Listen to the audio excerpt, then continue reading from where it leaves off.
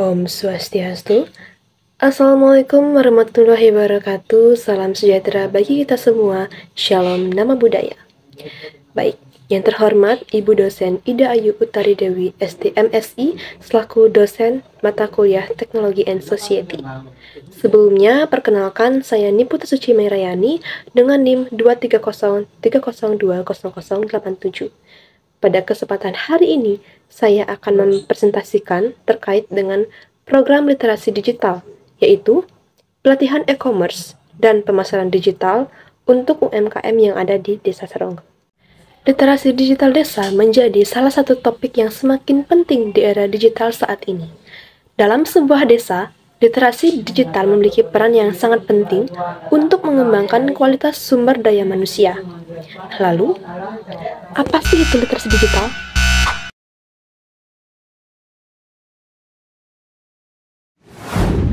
Literasi digital dapat diartikan sebagai kemampuan untuk memahami, menggunakan, dan mengakses teknologi informasi dan digital. Program literasi digital adalah suatu upaya untuk meningkatkan kemampuan masyarakat desa dalam menggunakan teknologi digital dan internet secara bijak dan produktif. Nah, program ini biasanya melibatkan kegiatan seperti pelatihan dasar komputer, workshop media sosial, sosialisasi melalui website, dan lain sebagainya. Nah, tentunya di setiap desa, program literasi digital yang diterapkan berbeda-beda. Di desa saya, yaitu Desa Seronggo, program literasi digital yang ingin saya terapkan adalah pelatihan e-commerce dan pemasaran digital untuk setiap UMKM yang ada di Desa Seronggo.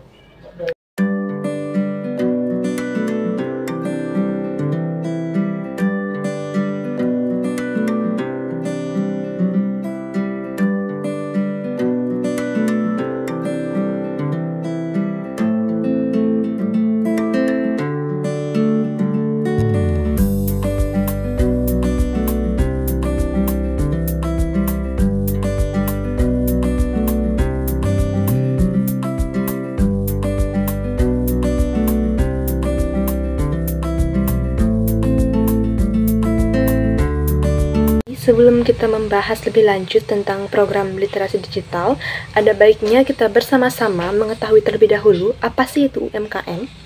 Nah, jadi UMKM atau singkatan dari usaha mikro, kecil, dan menengah adalah berarti usaha yang sangat populer di kalangan masyarakat. UMKM merupakan perusahaan kecil yang dimiliki dan dikelola seseorang atau badan usaha kecil. Nah, berdasarkan singkatan dari UMKM, UMKM itu terbagi menjadi 3 jenis. Di antaranya adalah usaha mikro, usaha kecil, dan usaha menengah. Oke, yang pertama itu adalah usaha mikro. Usaha mikro merupakan usaha produktif milik perorangan atau badan usaha perorangan yang omsetnya paling banyak berada di angka 50 juta. Contohnya seperti pedagang kecil di pasar, usaha pangkas rambut, pedagang asongan, dan lain sebagainya. Nah, yang kedua, itu adalah usaha kecil. Merupakan sebuah usaha yang memiliki omset lebih besar daripada usaha mikro. Contohnya, seperti toko kelontong, warung makan, dan lain sebagainya. Dan yang ketiga, adalah usaha menengah. Nah, usaha menengah merupakan usaha yang memiliki omset yang besar, atau yang paling besar daripada usaha kecil, tetapi masih dalam kategori menengah. Contohnya yaitu seperti toko perabotan, toko bunga, dan lain sebagainya. Nah, di Desa Seronggo terdapat banyak pelaku UMKM.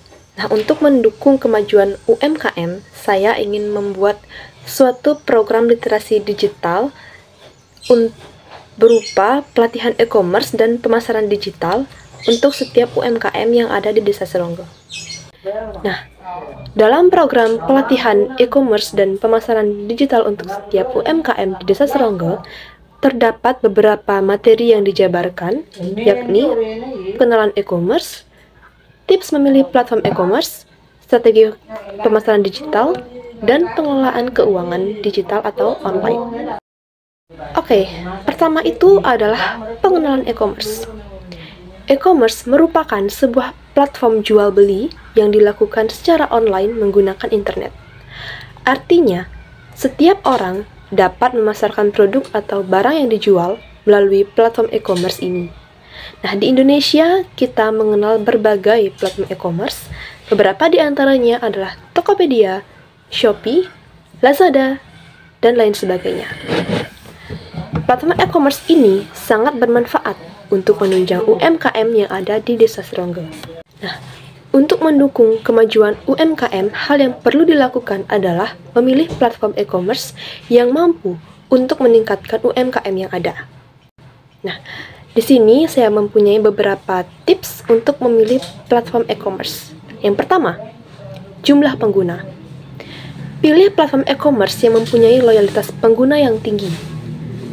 Platform e-commerce yang populer menjanjikan potensi transaksi yang lebih besar. Kedua, aksesibilitas. Utamakan platform yang menawarkan kemudahan untuk mengaksesnya.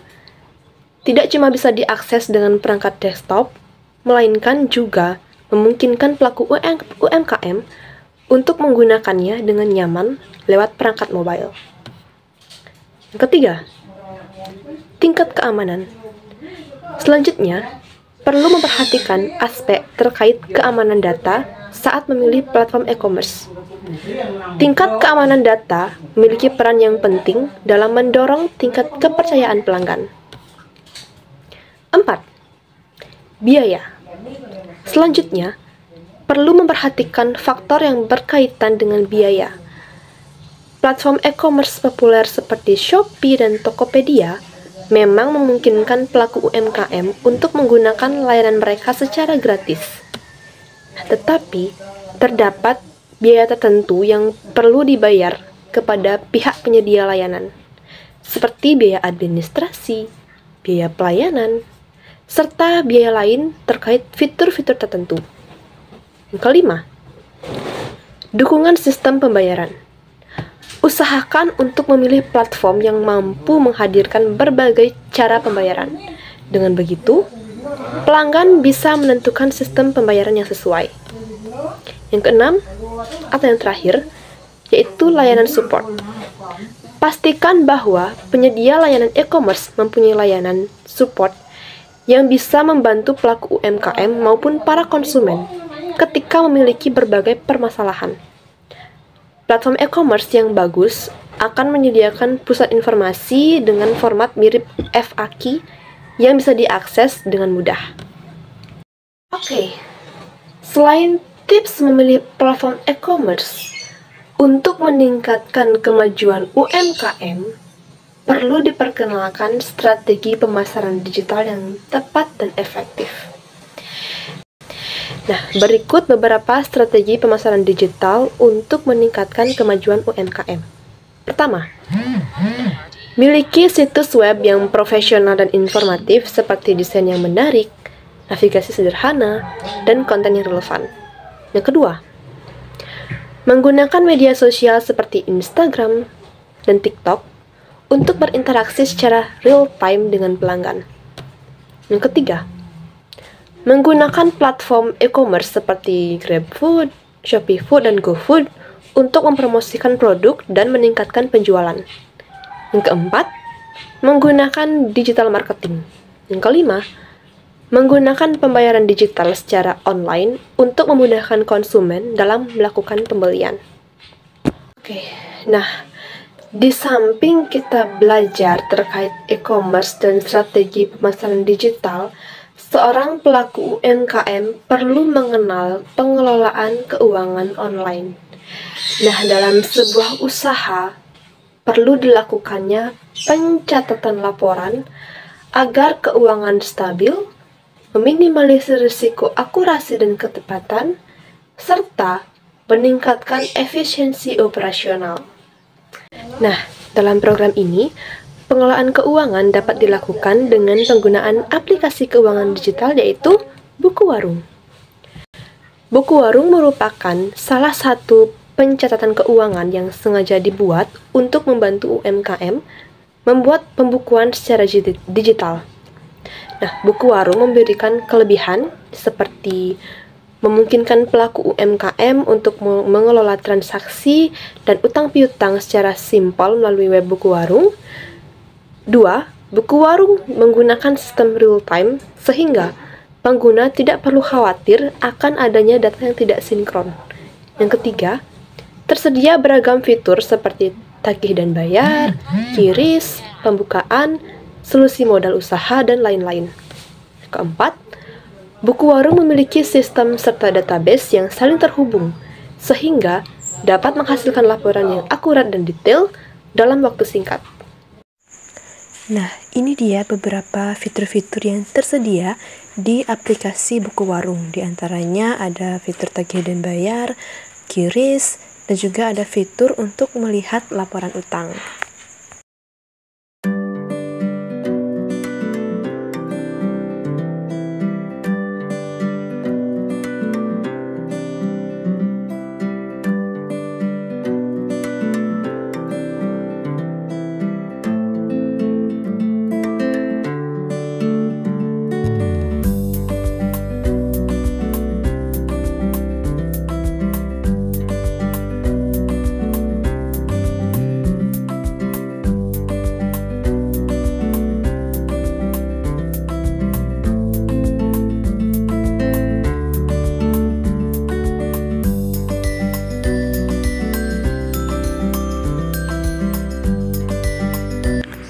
Ini merupakan salah satu contoh dari UMKM yang ada di Desa Seronggo, yang mana ini merupakan usaha dari kakek saya sendiri, yaitu usaha mainan TK, namanya itu Barang APE, yang mana usaha ini sudah dilakoni oleh kakek saya sejak saya masih kecil.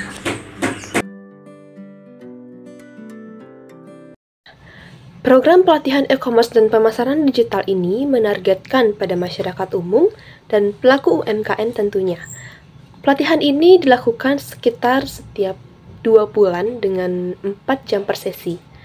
Nah, melalui program literasi digital yaitu pelatihan e-commerce dan pemasaran digital diharapkan dapat mendukung dan meningkatkan UMKM yang ada di Desa Seronggo. Di samping untuk meningkatkan UMKM, diharapkan program literasi digital ini dapat menciptakan masyarakat yang kreatif dan melek teknologi, sehingga Desa Seronggo mampu menjadi desa yang kreatif, produktif, dan inovatif.